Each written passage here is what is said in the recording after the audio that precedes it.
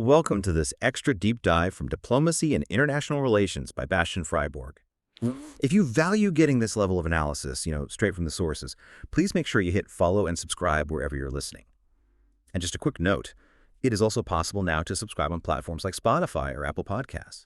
It's a small monthly fee, helps us keep the show running, and actually gives you access to additional deep dives like this one. You can find that link, as always, right there in the description. So today we are wrestling with, well, maybe the biggest existential question facing global politics right now. Is the United Nations still the world's best last hope? That specific phrase, it's quite resonant, isn't it? It's rooted in history, linked directly to John F. Kennedy's 1961 inaugural address. Apparently that was the one and only time a U.S. president actually chose to mention the UN in that particular speech, quite something. But that historical optimism, that kind of founding belief, it feels like it's in such stark contrast to where we are now. I mean, a world defined by overlapping global crises, intense geopolitical rivalry, and severe financial shortfalls within the system itself. Yeah, absolutely. We've been diving deep into sources that track these current existential challenges for the UN. And what emerges really consistently is one core truth. The UN's effectiveness is, and it always has been, entirely conditional. Conditional on the political will, the commitment of its member states. What makes this moment feel so acute, so critical, is that key central players, especially the major global powers, they just seem to be pivoting away from that multilateral commitment. They're prioritizing, well, short-term national interests much more visibly. So our mission in this deep dive is to explore the specific crisis points across the UN's three foundational pillars: peace and security, development, and human rights. Okay, let's start by grounding ourselves a bit in the history. Because the UN wasn't created in a vacuum, right? It was designed specifically, as I understand it, to fix the flaws of its predecessor, the League of Nations. For anyone who needs a quick refresher, the League was formed back in 1920 after World War I, and it essentially just dissolved in 1946 following the devastating outbreak of World War II. Exactly. And the League's failure to prevent WWII, well, it provided the UN's founders in 1945 with an invaluable, though tragic, blueprint of what not to do. The key differences, the structural improvements, those are really what have allowed the UN to survive where the League just collapsed. Probably the most crucial improvement was inclusivity. Right from the start, the UN included major powers, particularly the US and the USSR, now Russia, of course, from the very beginning. The League, you remember, it fatally lacked the influence and participation of the United States. That was a huge gap. So that initial buy-in from the world's heavy hitters gave the UN significantly more clout, more influence right out of the gate. Right, getting the big players to the table. But beyond who was at the table, the rules for making decisions were also fundamentally changed, weren't they? To avoid that kind of paralysis that crippled the League. Can you elaborate a bit on that decision-making mechanism? How did they try to fix it? Yeah, that's where the structure really tried to modernize things. The League of Nations, it required unanimous decisions in both its General Assembly and its Security Council. Think about that. Every single member state effectively held veto power over every single substantive issue. It just made decisive action nearly impossible. Total gridlock potential. The UN General Assembly, by contrast, operates mostly on majority votes. That prevents that kind of general paralysis, at least in the GA. Then you look at the UN Security Council, the UNSC. Now, it does have the controversial veto power held by the 5 permanent members, the P5, USA, France, Britain, Russia, China, we all know about that. But importantly, the UN structure built in adaptation mechanisms that the League just didn't have. Such as the ability to actually bypass the veto entirely in some cases. That's what's really contributed to its resilience over the years, hasn't it? Yeah, exactly. That's a critical mechanism we need to unpack, the Uniting for Peace resolution. This came about in 1950. It essentially created a kind of loophole designed specifically to prevent total paralysis if the Security Council gets deadlocked because of a P5 veto. The resolution allows the General Assembly, where, remember, there is no veto to step in and recommend collective measures. That could even include the use of force, theoretically, to restore international peace and security. Basically, it shifts the burden of response when the most powerful nations refuse to act or can't agree to act. It gives the UN system a kind of functional safety valve. That's fascinating. So even as they gave the P5 this immense power, the founders almost immediately built in a mechanism to try and work around potential gridlock. Smart. But the UN also expanded its mandate way beyond just security, didn't it? Moving much more heavily into development and human rights. Oh, absolutely. And that broadened mandate is a massive part of the UN's longevity, why it's still here. The League was almost exclusively focused on security and disarmament. Pretty narrow, really. The UN, though, recognized that poverty, social injustice, these things fuel conflict. So it dedicated vast resources, relatively speaking, to socioeconomic development and good governance. You see this in the establishment of all the specialized agencies, WHO, UNICEF, UNDP, and the creation of big global frameworks like the Millennium Development Goals and now the Sustainable Development Goals, the SDGs, setting these ambitious targets for global improvement. And importantly, the League had no real mechanism to champion individual rights. The UN, on the other hand, enshrined the Universal Declaration of Human Rights right after its founding in 1948. That was fundamental. Okay, so the UN was definitely designed to be more inclusive, more flexible, broader in scope. Seems like a clear improvement. Yet they still seem to share some fundamental weaknesses, don't they? Challenges that have persisted for, well, a century now, if you count the League. What are those enduring political and structural headaches? Well, the central political challenges remain stubbornly similar, unfortunately. Both organizations have always faced that criticism of being merely tools of powerful nations. You hear it all the time.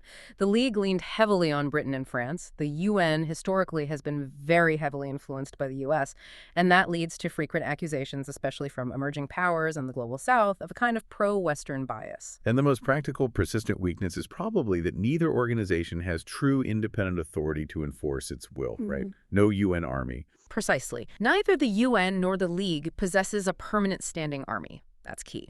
Enforcement capability is always contingent on member states volunteering troops and resources. Blue helmets come from national armies. So if national capitals decide not to act or not to contribute, the UN's resolutions are essentially just paper, hollow. And finally, financial dependency. That's a shared Achilles heel. The UN is and has long been really reliant on specific large donors, making it acutely susceptible to the financial whims or, frankly, the political leverage of countries like the United States. When they threaten to pull funding, it matters a lot. Okay, let's pivot now to the present day and dive into the state of those three foundational pillars, starting with Pillar 1. Peace and security. This is really where the world's headlines seem to intersect most visibly with UN paralysis, isn't it? Absolutely. The sources we looked at confirm that peace and security efforts are just severely compromised right now by these great power disagreements. When the P5 are fundamentally opposed, and we see this so clearly in situations like Ukraine, Gaza, Sudan, the Security Council becomes what one source called frustratingly paralyzed, just stuck. Core global security issues get stranded, the ability to impose sanctions or authorize effective missions, it just disappears in that gridlock. And this political paralysis, it's amplified by what sounds like a deep operational crisis in peacekeeping itself. The numbers you mentioned on budget cuts are genuinely alarming. They really are. The sources paint a, frankly, dire picture. The 11 peace operations currently running worldwide, they're facing up to an overall 25% budget reduction. That's huge. To put that in perspective, the total budget for peace missions has shrunk from about $7.2 billion a decade ago down to $5.6 billion for 2024-2025. This kind of drastic reduction forces the UN into making these agonizing choices. Either you reduce the effectiveness of missions already on the ground, spread them thinner, or you withdraw entirely from crucial areas. It fundamentally changes peacekeeping, potentially, from a proactive force to more of a reactive observer in really key regions. And we've seen the real-world consequences of this struggle, haven't we? In places like Mali, where the UN mission, MINUSMA, had to withdraw, and the Congo, MONUSCO, where missions are struggling desperately to deliver on these massive mandates they're given. This really illustrates the evolution of the peacekeeping mandate itself, which seems to have changed dramatically since the UN's early days. Oh, the evolution is absolutely a key factor in the current crisis. It's crucial to understand this. The original concept, back after 1948, was pretty straightforward. UN missions were intended strictly to preserve an existing peace, a ceasefire, usually. They were lightly armed, strictly impartial, and critically, they required consent from all the conflict parties involved. But then the Cold War ended in '89, and the nature of conflict shifted dramatically. Suddenly, we saw complex internal conflicts, ethnic cleansing, religious wars, state collapse. Think Rwanda, Yugoslavia. Right, and the mass atrocities committed in places like Srebrenica and Rwanda became this sort of moral reckoning for the UN, didn't they? Forcing a really painful recognition that the traditional peacekeepers often lacked the mandate or frankly, the means to actually protect civilians caught in the crossfire. Precisely. That terrible experience led directly to the post-1989 shift toward more robust, or sometimes called militarized, mandates. Chapter 7, Mandates. Peacekeepers were given greater authority and sometimes the firepower to protect civilians even without everyone's consent. But then in the 2000s and 2010s, the mandates expanded again into these highly complex, multidimensional missions. The sources describe these missions as being tasked with, well, practically everything: counterterrorism support, state building, human rights monitoring, election support, and civilian protection. One analyst suggested these missions are asked to be like a Swiss Army knife, simultaneously a peacekeeper, a counterterror unit, a development agency, and a local government advisor. That staggering level of expectation, combined with dwindling financial support, well, it's a recipe for why many are seen as failing to achieve their incredibly complex success criteria. Okay, so given this really difficult operational environment and the complex mandates, let's talk about the efforts to maybe decentralize some of the security responsibility, particularly pushing it towards regional players. We have some specific detail on this, don't we, especially concerning Africa? Yes, this is a critical strategic direction, and it's championed by many like-minded states, including Denmark. There is a strong push to strengthen partnerships with regional actors, most importantly, the African Union, the AU. A major focus here is supporting UN Security Council Resolution 2719. That was passed in 2023. This resolution is vital because it allows for assessed UN contributions, meaning mandatory, reliable payments from all member states to finance AU-led peace operations. This directly addresses two long-standing problems. One, the need for more regionally owned solutions, African solutions for African problems, it's a phrase often used. And two, the chronic underfunding of these African-led initiatives, which often rely on voluntary, unpredictable funding. Right, getting reliable funding for regional efforts.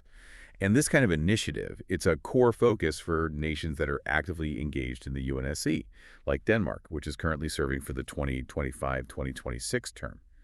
So what specific strategies are they, and countries like them, prioritizing to try and deal with the paralysis and these complex challenges?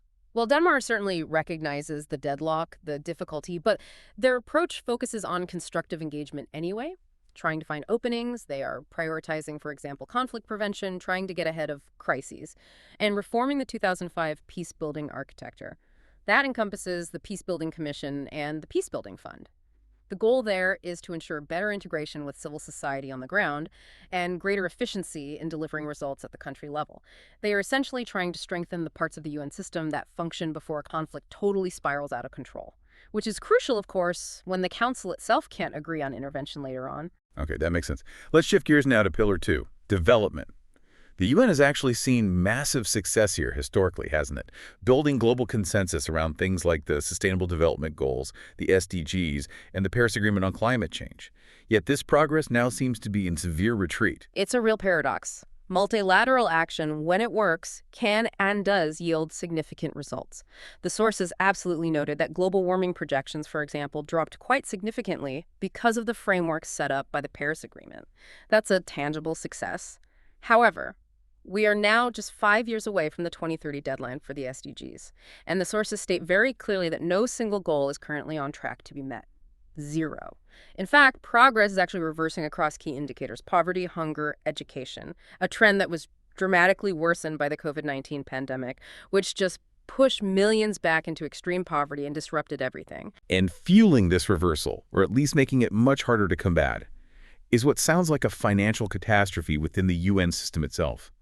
This liquidity crisis isn't just a budget line item. It sounds like a genuine humanitarian threat. It is a severe threat, yeah. And it's compounded by member states simply failing to pay their dues on time or in full. By early 2025, apparently only 75 out of 193 member states had paid their ordinary budget dues in full. That's less than half. The financial cuts, and specifically the withdrawal or withholding of funds by major donors, particularly the U.S. historically, but others too, are described in our sources with, frankly, shocking severity. One source actually referred to this kind of defunding, especially of humanitarian and development work, as potentially the greatest crime against the entire idea of international human development, warning that these cuts could directly jeopardize humanitarian aid for up to 30 million people who depend on it. Aid workers view this kind of chronic underfunding as potentially a larger, slower-burning humanitarian catastrophe than many of the high-profile conflicts combined. Wow.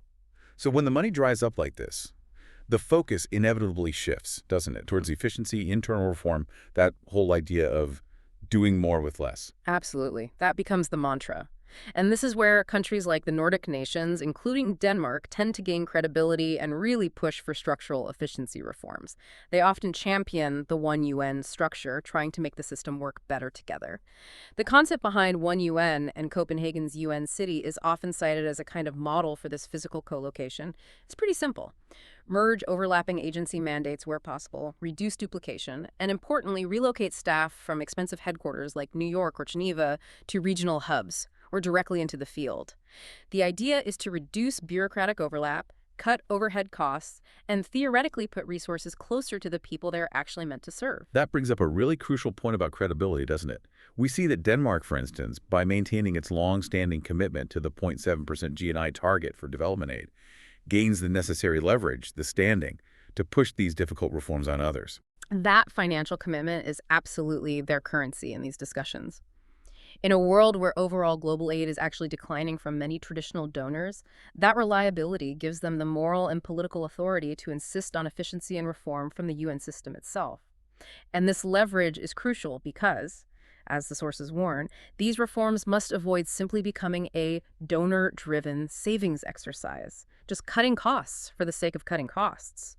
If it's perceived that way, it just alienates the global south, who often feel the cuts most directly. The reform has to genuinely focus on better delivery of core tasks across all pillars, not just become an exercise in austerity dictated by the North. Right, very delicate balance. Now let's turn to Pillar 3. Human rights. Historically, this has arguably been one of the UN's greatest successes, right? Created these mechanisms for individuals to actually seek justice against states. It's a massive legal and normative shift since 1945. It truly redefined global governance in many ways. Giving the individual standing against their own state at the international level, that was revolutionary. The 1948 Universal Declaration of Human Rights, and then the subsequent establishment of all the international conventions on torture, on racial discrimination, on women's rights, children's rights, and the committees to monitor them, created this unprecedented system of accountability.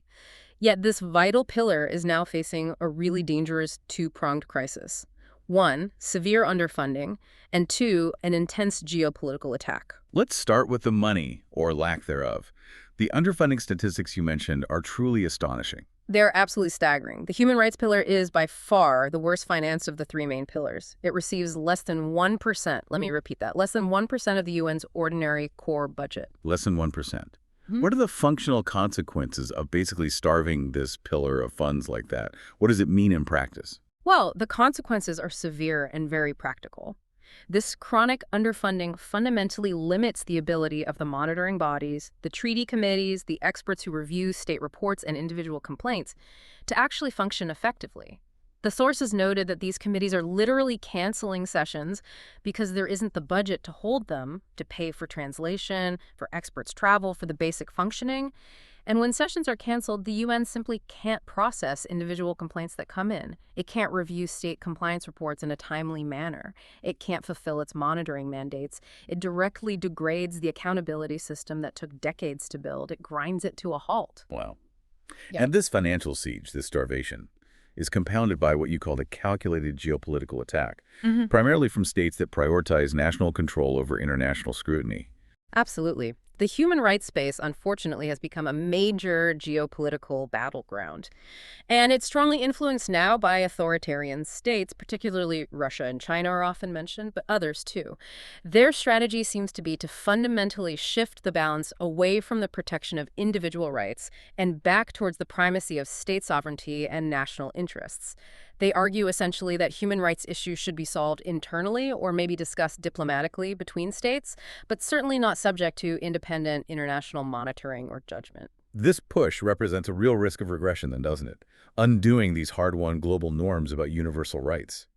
How are these actors attempting to undermine the system practically in the day-to-day work of the UN? They attempt to do this in several ways.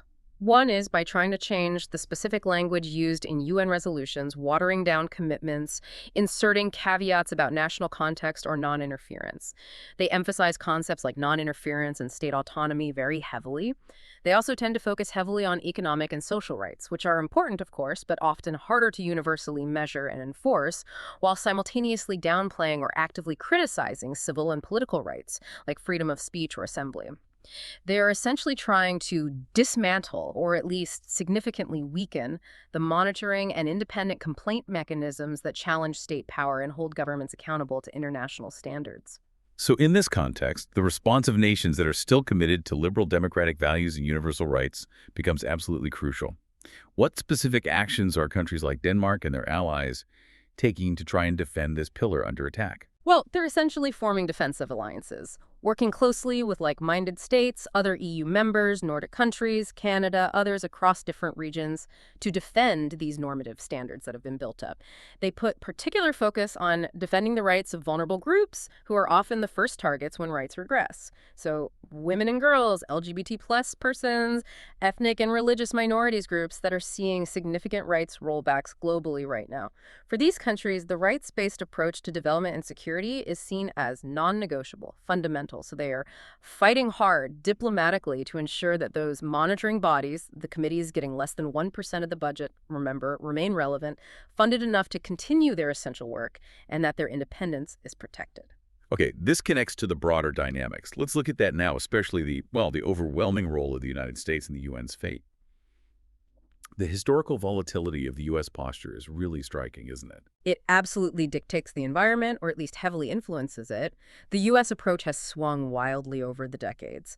You go from the visionary ideals of Franklin D. Roosevelt, who was a key architect but died just before the founding conference, to the kind of Cold War pragmatism of JFK, who you mentioned earlier, right through to the outright skepticism, even hostility we saw under the Trump administration.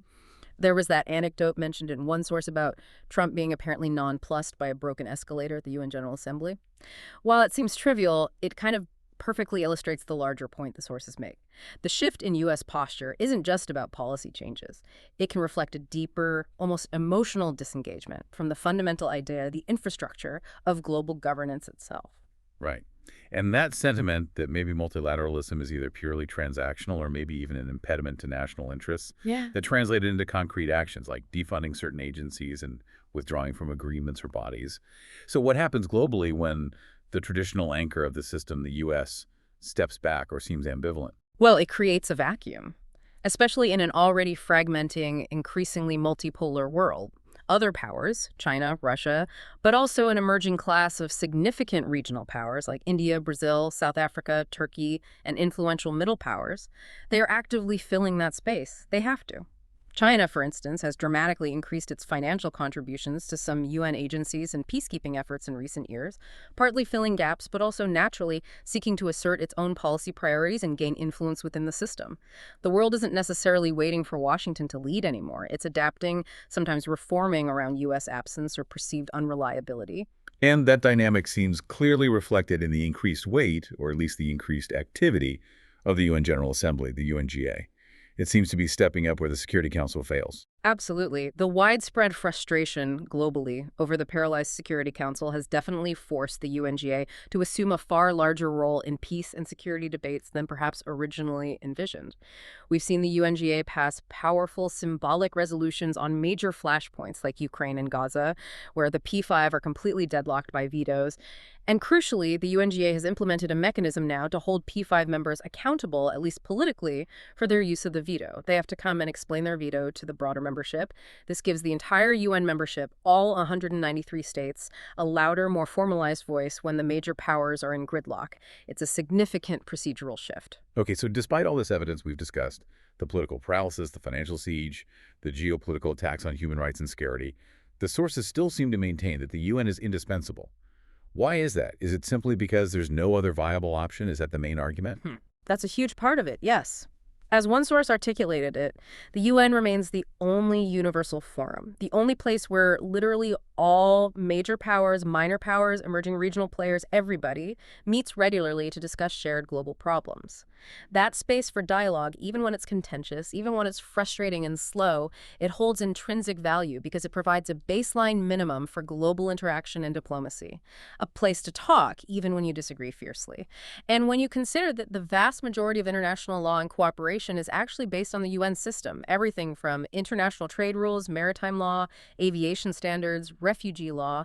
Its legitimacy and its physical space are often required even for ad hoc global action or coordination outside its formal structures. Okay, indispensable but flawed.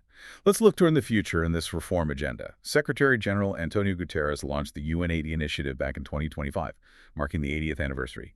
What are the comprehensive goals of this UN80 initiative? What's it trying to achieve? UN80 is intended as a massive undertaking, yeah? It aims for pretty comprehensive structural reform, better economic management, and significant efficiency gains. The core idea is streamlining internal processes, trying to improve delivery on the ground, and maybe even relocating certain administrative functions to what they call low-cost locations. Nairobi is often mentioned as an example of a major UN hub outside the West to reduce overheads and optimize the use of taxpayer money globally.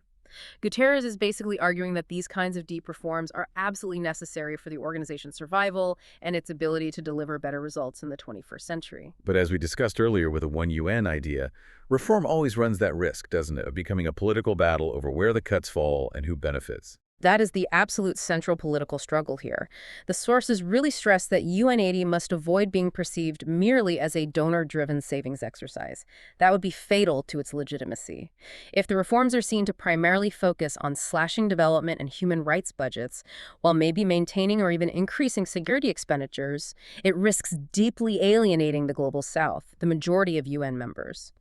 So the reform must maintain a holistic vision. It needs to be about defining which tasks the UN should prioritize and handle effectively in the coming decades, and ensuring that all three pillars, peace, security, development, and human rights, are seen as equally important, prioritized, and adequately funded, not just picking winners and losers based on donor preferences. And perhaps the most talked about, maybe the most difficult structural flaw is the Security Council's composition itself.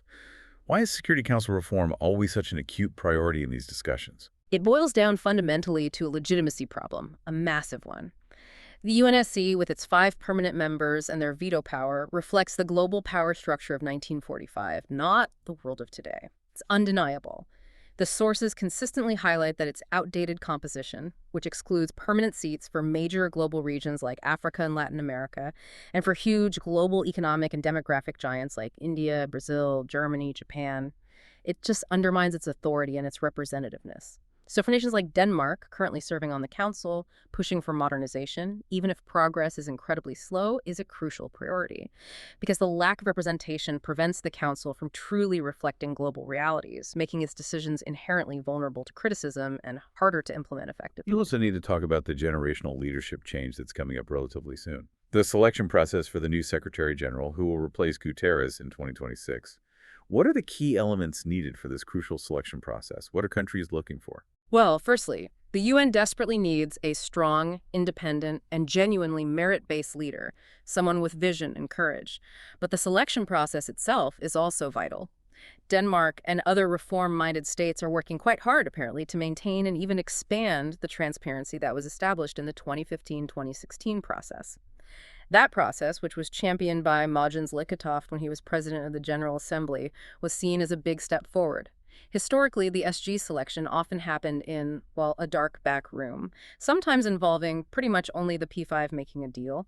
The current push is to make the process much more open, involving public hearings for candidates, making their qualifications and visions transparent to all member states, and preventing a reversion to those opaque power politics of the past, keeping it out in the light. And a major priority within that process, I assume, is finally addressing the historical gender imbalance at the very top.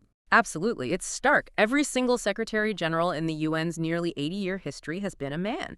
So yes, Denmark and many other countries are actively encouraging member states to put forward qualified female candidates this time around, recognizing that diversity in leadership isn't just symbolic. It's necessary for legitimacy and for bringing varied perspectives and experiences to global problem solving. It's long overdue. Let's delve just a bit more into Denmark's specific thematic priorities within the UN system, as it often seems to champion themes that other middle powers then rally around. Beyond the big structural reforms, what specific areas are they focusing on, say, during the 80th General Assembly session? Well, their thematic focus really seems to center on the interconnectedness of conflict development and rights. They don't see them in silos. So they are celebrating and pushing hard for the continued advancement of the Women, Peace, and Security WPS agenda that's marking the 25th anniversary of the landmark resolution 1325. Also, the Youth, Peace, and Security YPS agenda, which is hitting its 10th anniversary, getting young people more involved in peace processes. And crucially, as you might expect from a Nordic country, they're also very strong advocates for what's called climate, peace, and security, linking climate change to conflict. Their argument, which is definitely gaining traction among many member states now, is that climate change is a threat multiplier or conflict multiplier. The effects of climate change, things like resource scarcity, droughts, floods, population displacement, are directly impacting existing conflicts and potentially sparking new ones. Therefore, they argue, these security implications must be discussed seriously in the Security Council, not just siloed away as a purely environmental or development issue handled elsewhere. And underpinning all of this is a commitment to maintaining the rule of law internationally. Yes, absolutely. Active support for the international courts, the International Court of Justice, ICJ, the International Criminal Court, ICC, is paramount for countries like Denmark. They are actively supporting the principle of accountability for the worst international crimes. This includes the responsibility to protect, or R2P principle. We should probably define R2P clearly here for listeners. It's a global political commitment established back in 2005, based on the idea that sovereignty isn't just a right or a privilege, it's also a responsibility. The core idea is that if a state fails massively to protect its own citizens from mass atrocities, genocide, war crimes, ethnic cleansing, crimes against humanity, then the international community has the responsibility to step in, collectively using diplomatic means first, but potentially even forcefully as a last resort through the Security Council. Now, this is a highly contested concept, especially by states wary of intervention. So strong support for R2P is actually a key differentiator for nations committed to interventionism, albeit selectively when necessary to prevent mass atrocities. And Denmark also has a unique focus, stemming from its status as a major global player in trade, and particularly shipping, right? That's right. As one of the world's leading shipping nations, maritime security is a constant practical focus for them. This includes vigorously upholding UNCLOS, the UN Convention on the Law of the Sea, which is really the bedrock of global maritime governance, the constitution for the oceans. So they're focused not only on addressing current threats like piracy or attacks on shipping, but also, importantly, on addressing the root causes of insecurity on land. Things like poverty, lack of opportunity, ongoing conflicts, which often fuel maritime threats like piracy in the first place. It's connecting the land and sea issues. Now, for a smaller state like Denmark to have this level of influence across so many areas, it clearly relies heavily on strategic alliances rather than sheer military or economic power alone. That is the absolute definition of smart multilateralism for middle powers, yeah. They have to maximize their influence by operating effectively within various blocs and groups, so leveraging the collective weight of the EU negotiating position where possible.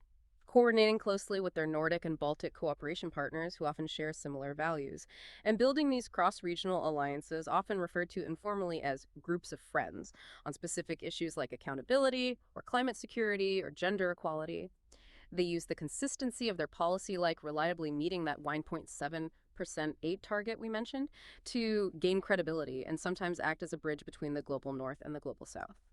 They argue, quite persuasively, I think, that a rules-based, cooperative international order, even a flawed one, is absolutely essential for small states to thrive, protect their interests, and have their voices heard. We've talked a lot about paralysis, particularly in the Security Council, but let's just confirm the instances where the UN system, despite that deadlock at the top, still manages to function in major conflict zones.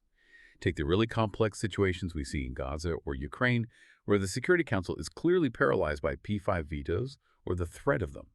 What role does the UN still manage to carve out on the ground? Right. In these very high-profile conflicts, even if the Security Council is totally unable to authorize peace enforcement or impose binding resolutions, the broader UN system still plays a massive, often essential role in at least two key ways: providing legitimacy and coordinating the humanitarian response.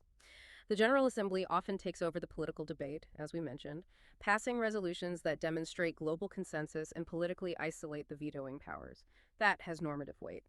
And crucially, on the ground, even if ceasefires are brokered by other actors outside the UN framework, the legitimacy of a Security Council resolution, or at least UN coordination, is often still required or preferred to provide a mandate for international stabilization forces, or, more commonly, for large-scale humanitarian aid distribution. The UN system, its agencies like WFP, UNHCR, OCO, act as the undisputed neutral pipeline for humanitarian aid delivery in most major crises, whether in Gaza or Ukraine or elsewhere. They often operate in areas where no single nation could operate with the same perceived neutrality or reach. So even for the major powers that might express skepticism about the UN politically, its practical authority and coordination role are still often the gold standard for global action on the ground. It often remains the only globally accepted standard available, yeah. Look at the situation in Sudan, which, according to the sources, is currently the world's largest and arguably most tragic ongoing military humanitarian catastrophe, even if it doesn't always dominate the headlines. While the Security Council struggles to find unity, the UN system, the humanitarian agencies, the Secretary General's envoys, is constantly engaged on the ground, attempting to negotiate access for aid, secure humanitarian corridors, and maintain at least a baseline presence and reporting function, even without a strong SC mandate for intervention. The structure, however flawed, is still often indispensable for just minimum maintenance of global order and humanitarian principles in these catastrophic situations. Conversely, in conflicts where the great power interests are perhaps less directly opposed, or where there's some consensus on avoiding total chaos, we do see the Council can still function more effectively, correct? You mentioned South Sudan earlier. Yes, exactly. South Sudan is a reasonable recent example where the P5, despite their broader global disagreements, found enough relative unity, or at least lack of direct opposition, regarding the basic need to prevent a full national collapse back into all-out civil war. In those cases, the Council can still be effective. Maybe backing regional peace efforts led by the AU or IGAD, setting clear expectations for governance reform, imposing targeted sanctions, and maintaining a mandate for a peacekeeping mission, UNMISS in this case, that is broadly supported, even if its implementation faces huge challenges. It just reminds us that the machinery itself, the potential for action, is often sound. It's the political will, the unity among the key members, that is the critical variable. Let's just return briefly to the human rights pillar for our final synthesis because it feels so critical. You mentioned this regression, this pushback towards state sovereignty over individual rights. Is there a strong enough counter-demand from global civil society, from people around the world, to push back against that? Or is the political tide controlled by states simply too strong right now? That's a really important question. The sources suggest there is a very strong popular demand for individual rights globally. Ordinary people are generally not indifferent to torture or arbitrary detention or seeing their governments become abusive. You see protests, you see NGOs working tirelessly. However, the current political environment within the UN bodies themselves, exacerbated by that chronic lack of funding for the human rights mechanisms, definitely favors the states that wish to prioritize non-interference and state sovereignty above all else. They are successfully, in many forums, weaponizing the concept of non-interference to block scrutiny. Which means that the focused, persistent actions of states like Denmark and their allies, who insist on defending and promoting these universal standards, are almost existential for the pillar's survival right now. Precisely. They're essentially fighting an active erosion campaign, working within their alliances to ensure that the human rights system, which, let's just remind ourselves again, receives less than 1% of the UN's ordinary budget, doesn't completely crumble due to this combination of calculated underfunding and sustained political attack from powerful states. Because if this pillar fundamentally fails, if the idea of universal standards and international accountability collapses, it sets a dangerous global precedent. It risks allowing states to retreat entirely into unaccountable self-interest, jeopardizing the rights and safety of individuals everywhere. Okay. We've established that the UN is essential yet deeply troubled, but also undergoing this critical reform push with UN80. To conclude our deep dive, how do we synthesize the path forward? Where does the hope in that original phrase truly lie in 2025 and beyond? I think the final synthesis from the source is pretty clear. The UN is indispensable, warts and all. We simply have no viable alternative global forum for tackling shared, complex problems that cross borders: climate change, pandemics, cross-border conflict, financial stability. Its current crisis is very much a direct reflection of the broader global crisis of political will and rising nationalism. The UN reflects the world, it doesn't create it. The hope, therefore, rests not necessarily with the 5 permanent members of the Security Council who are often deadlocked, but perhaps more with the vast majority of other member states. The Global South nations, the influential middle powers, the alliances of like-minded states across regions. the large group that still fundamentally wants to maintain and strengthen the rules-based international order because they benefit from its stability and predictability. So the stability, maybe the hope, comes from acknowledging that, yes, institutionalized cooperation is slow, it's formal, can be incredibly tedious and frustrating, but it offers a kind of predictability and a framework for dialogue that informal, purely self-interested alliances can never really match long-term. Absolutely. That's the core argument for its endurance. The future of the UN ultimately depends on the sheer insistence of its member states. It's not guaranteed. It depends on enough countries actively supporting it, fully funding it, which is a big if, continually pushing for reforms to make it more effective and representative, and critically defending its normative standards, especially on human rights, even when under immense geopolitical pressure. If enough nations consistently insist that the UN must work and act accordingly, it will likely endure, adapt, and continue to play a vital role. It really only fails completely when its members allow it to fail. That is a critical takeaway, isn't it? The future of the UN isn't some pre-written destiny. It's being actively shaped right now by the political choices and the financial commitments, or lack thereof, of its members today. This has been an incredibly insightful deep dive into this really complex and vital question of whether the UN is still the world's best last hope. Thank you so much for sharing your analysis. If this deep dive into international politics and diplomacy resonated with you, please make sure you follow and subscribe to Diplomacy and International Relations by Bastian Freiburg, wherever you get your podcasts. And if you could perhaps take just a moment to rate the show 5 stars, it genuinely helps us reach even more people who are interested in understanding these critical global challenges. We'll see you on the next deep dive.